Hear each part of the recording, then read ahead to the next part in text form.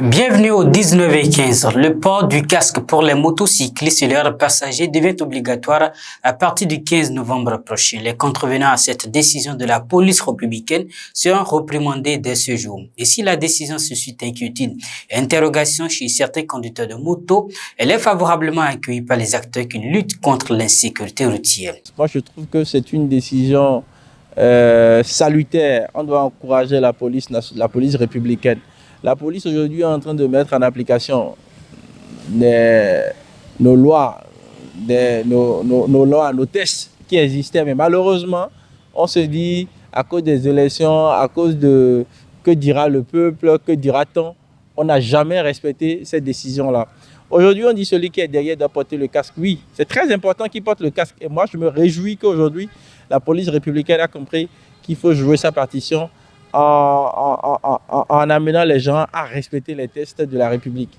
Toujours insécurité dans cette édition. L'ambassadeur de France près le Bénin a remis hier jeudi au ministre de l'Intérieur et de la Sécurité publique un ensemble de matériel au profit de diverses structures du ministère.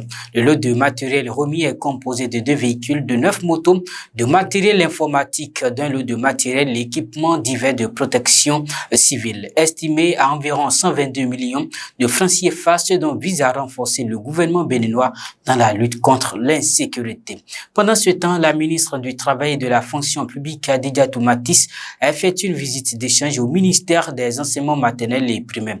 Elle est allée s'enquérir des difficultés de gestion des carrières des agents de l'État sur l'exploitation du système de gestion des ressources humaines.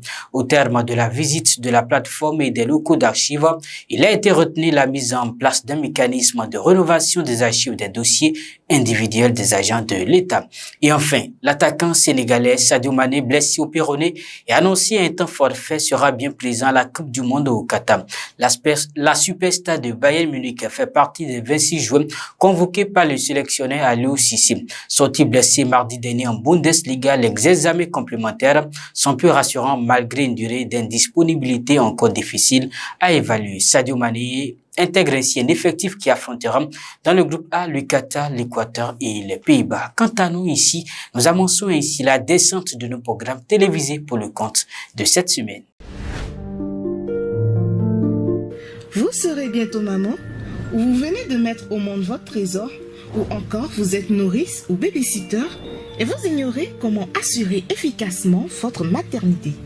Votre guide sur la maternité, le bonheur d'être maman, est enfin disponible. C'est un document qui expose les conseils pratiques pour assurer efficacement votre maternité. Disponible en 2 tomes, le premier est au prix de 5 000 francs CFA et le deuxième au prix de 6 000 francs CFA. Procurez-vous le bonheur d'être maman dans les pharmacies, centres de santé et dans les librairies de la place. Infoline, plus 229 69 12 69 62, plus 229 65 88 01 41. Et voilà, merci de nous avoir suivis. Retenez que la confiance en soi fait le sou, la foi en soi fait le grand homme. Croyez en vos chances et vous ferez de vos rêves une réalité. Très bon début de week-end à chacun et à tous.